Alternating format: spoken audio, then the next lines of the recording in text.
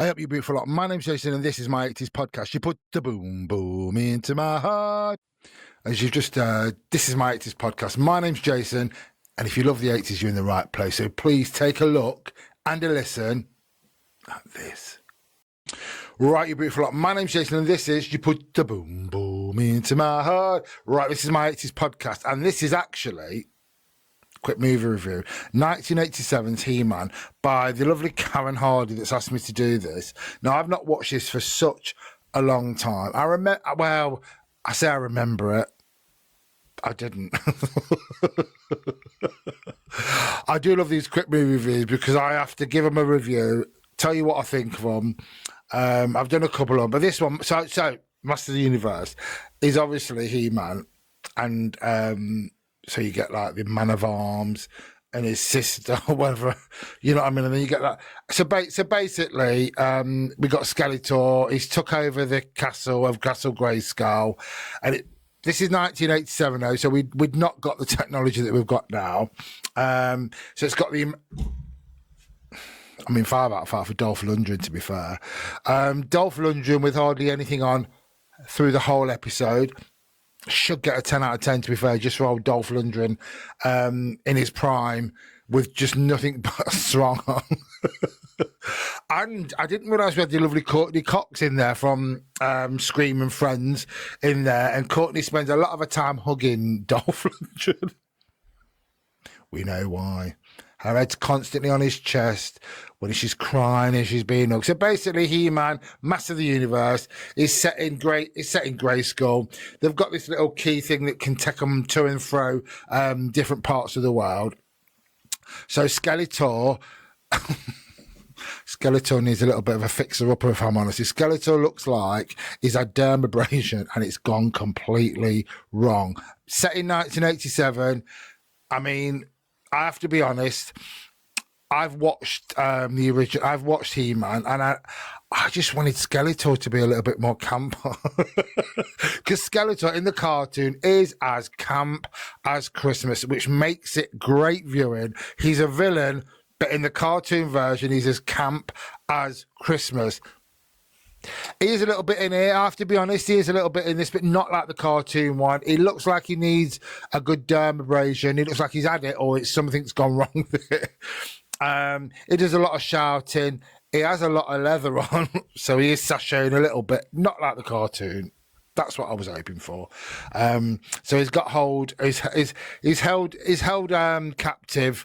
People of Grayskull, and He-Man, and he wants He-Man to bow down to him. You bow down to Skeletor. Something not wrong. I mean, it's very erotic, ain't it, to be fair? I mean, when you watch He-Man and Skeletor, they loved each other. Well, they hate each other. So basically, he's got hold of Grayskull. Grayskull wants He-Man. He-Man's gone off with this key thing to he finds him and Man of Arms, and his Man of Arms, his sister, is it Teela?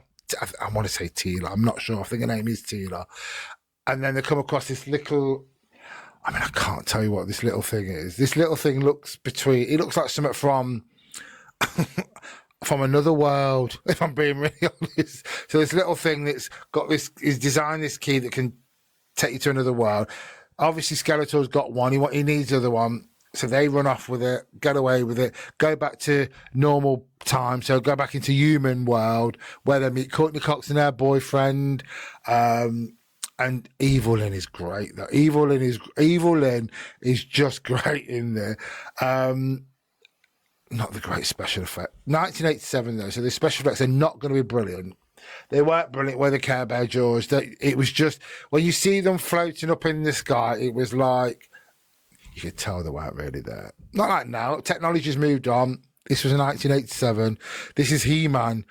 The only thing I find about He-Man is when you watch He-Man cartoon, if they're trying to copy that, it's set in Grayskull. And that's exactly what this was. But they never, ever. He-Man never, ever went to Earth. He went to all these different places, but and his sister wasn't in it. Where was She-Ra? Jason was waiting for She-Ra to come in this. Is Adam, or whatever his name is, He-Man's twin sister, She-Ra, nowhere to be seen. Not a Scooby-Doo. Not a Scooby-Doo was She-Ra there. We needed She-Ra. What would I give it? God. You need to watch it. I've not watched it for a long time. It was all right. It was an 87. Because I love the 80s. And we have some amazing films, some great 80s films. But we also had some party pants ones, didn't we? Some films you thought, what the flying sugar is that? And this is probably one of them. For not as bad as some of the others I've done. If you've not watched any of our podcasts, go and watch me reviewing Return to Oz or Return to the Living Dead. Never again. Or even Grease too. Awkward. But please, if you get a chance, what can I describe? It's all right. It's all right. I mean, I was quite surprised it was all right. I think Dolph Lundgren made it all right, as we say. It was okay. I always think they are what they are, aren't they? It was all right. It wasn't great. The special effects are shocking. The lasers, I mean, I have to be honest, it wasn't, at one point as I was watching it, I kept thinking, what? I can't ever remember He-Man having a laser gun. He's always had his sword. And I didn't see the sword at all, never got his weapon out at all until right at the end when he got it out and he went, I have the power. That's what I was waiting for. That's what I wanted. But I wanted it all the way through it. And I wanted him to use his sword to fight. But it was just, I can't ever remember him. It was all guns and lasers and not great special effects. No one needs to see that, for being honest. But you know what? It is what it is. It's of a time. 1987. Masters of the Universe. He-Man, Masters of the Universe. Came good in the end. Tried to get He-Man on his knees. Skeletor did again. Something not right there, is there? They were trying to tell us something. Skeleton always wanted He-Man on his knees in front of him and bowing to him. Something wrong there. But you know what? All right, it's all right. Go watch it. I'd give it like 3 out of 5. I'd give it a 3 out of 5. It was all right. It was of his time. Got Courtney Cox in it. She was good. She was all right in it. And no, she wasn't. She was wooden. I'm sorry. Some of the acting in it was just so wooden. But every time, it was great. It was just very, like, hammy. I can't act, but I could have been in that show. I could have gone in there and I could have been He-Man's jacket. I'd have loved to have been Dolph Lundgren's jacket. But that's me, and that's me in a different planet. So go watch Masters of the Universe from 1987. Thank you very much, Karen Hardy, for that, asking me to review that. It was all right. Great. It was all right. It was okay. I've seen worse, and believe you me, the other two that I've just described were worse. But it was all right, yeah. So 1987, this is my quick review. 1987 He-Man, Master of the Universe. Okay, didn't have She-Ra in it. Disappointed.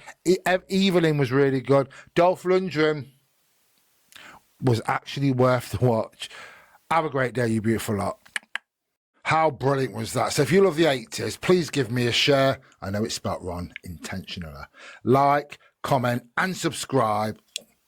You know it makes sense. Have a good day, you beautiful lot.